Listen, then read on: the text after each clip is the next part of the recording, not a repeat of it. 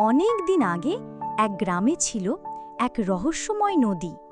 শোনা যেত এই নদীর জল শুধু সেই মানুষকেই আশীর্বাদ দিত যে সত্যি অন্যকে সাহায্য করত। একদিন এক লোভী ধনী লোক নদীতে এলো।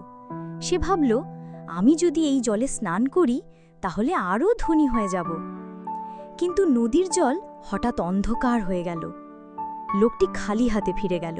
অন্যদিকে গ্রামের এক দরিদ্র মেয়ে প্রতিদিন নদীর ধারে এসে পাখিদের পানি দিত, মাছেদের খাবার দিত আর অন্যদের সাহায্য করত।